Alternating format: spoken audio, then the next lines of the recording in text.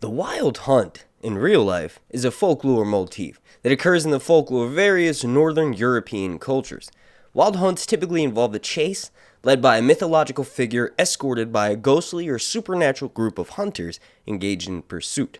The leader of the hunt is often a named figure associated with Odin in Germanic languages, but may variously be a historical or legendary figure like Theodoric the Great, the Danish king Valdemar Atterdag, the Welsh psycho-comp Gwyn ap Nudd, biblical figures such as Herod, Cain, Gabriel, or the devil, or an unidentified lost soul or spirit, either male or female. The hunters are generally the souls of the dead or ghostly dogs, sometimes fairies, valkyries, or elves. Seeing the wild hunt was thought to presage some catastrophic event such as war or plague, or at best, the death of the one who witnessed it. Are Geralt, Ciri, and Yennefer gonna die? In this video, I want to talk about the ending of The Witcher Season 2. More specifically, some of the events that happen. I'm gonna have to rewatch the entirety of Season 2, but if you haven't already seen it, go ahead and check out my Episode 1 breakdown. And if you guys want, I'll break down the rest of the episodes after my second watch. But please, before I get into the contents of this video, thank you so much for watching. And also, if you enjoy this, slap a like on this video, as the like goal is going to be 420. Then make sure you're subscribed and turn those notifications on. Did you ever even care with your swords and your stupid hair? Nah, for real, Burn Butcher Burn is gonna be a banger. Y'all heard it here first. Alright, so let's jump right into it. In the wild hunt in the Witcher mythology, better known as the Wraiths of Morg, as Ciri pronounced it in the last episode, well, the folks of Skellig widely believed them to be a group of specters that galloped across the sky. They were described by the common folk as a cavalcade of wraiths on undead horses galloping across the sky and serving as an omen of war.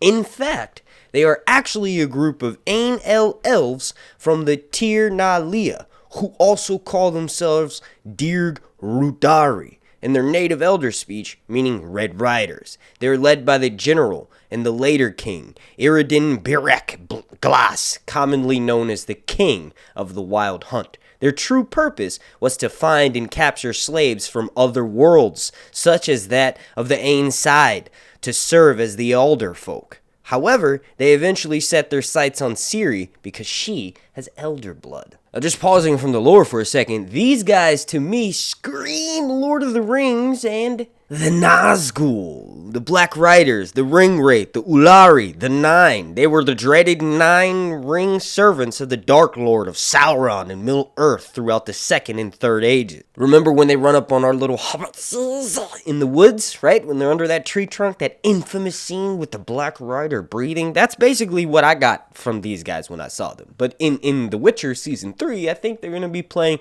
a bit of a bigger role. More so, it's going to be the big subplot. One of the things that I will say, I thoroughly enjoyed this episode, the CGI, the fighting, although there was less fighting, I feel like there was less fight scenes, more dialogue, which expanded upon the story I enjoyed. The last few episodes kind of, because I don't know hardly anything about the lore, as you can see from this video, I kind of fell apart for me. But that's my part for not knowing the source material as well, or even really playing the Witcher video game. Now, getting back on track here, the Wild Hunt, or the Red Riders for the Witcher, during the conjunction of the spheres, which is something that I want to talk about here in a second, part of the elves from the main world ended up leaving their kin, using portals, and coming to a new world. They took the new world for their own and started to call themselves the Ain-El, the Alder folks. The world, however, was inhabited by 2 intelligent species, humans and unicorns, which we kind of got hinted at by, Yennefer saying she had a stuffed unicorn.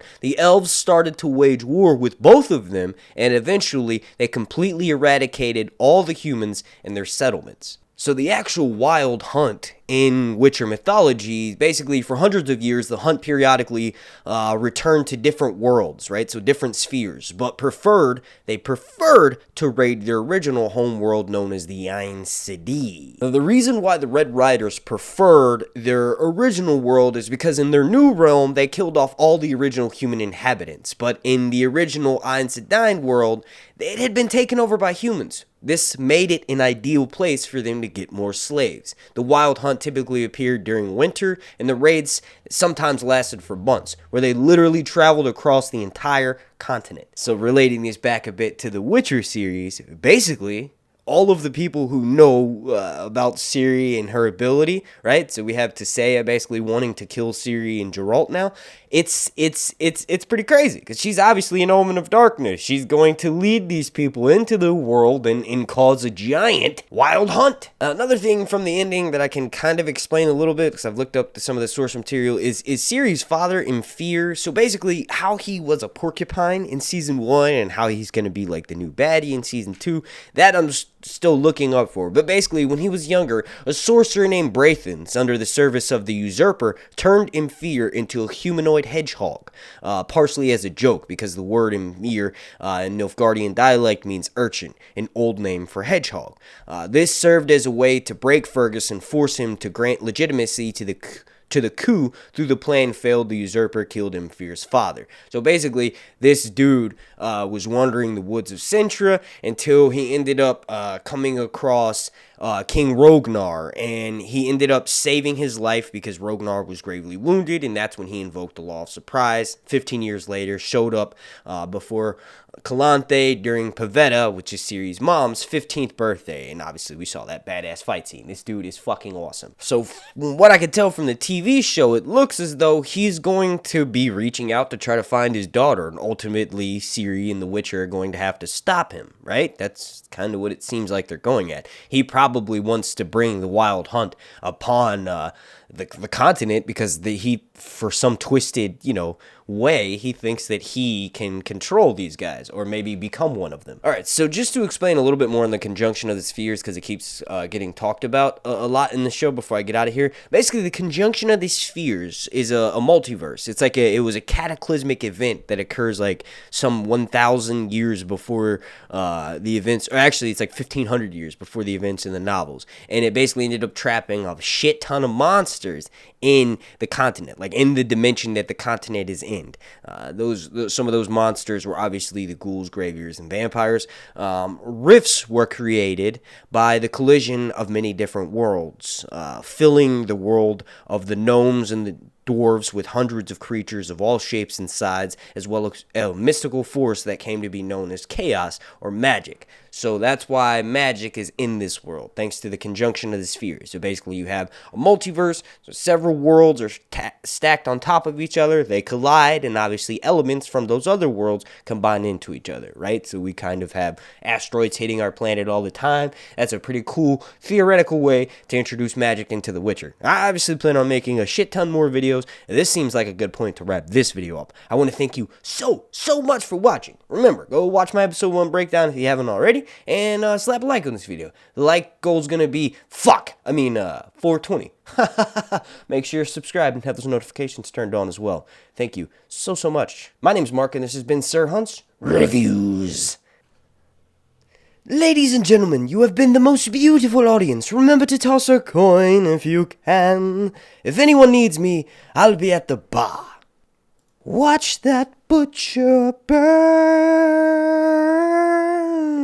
Toss a coin to your Witcher. Much more catchy. What's up with the music writers being switched out for season 2? I don't know. Hopefully they can be brought back for season 3.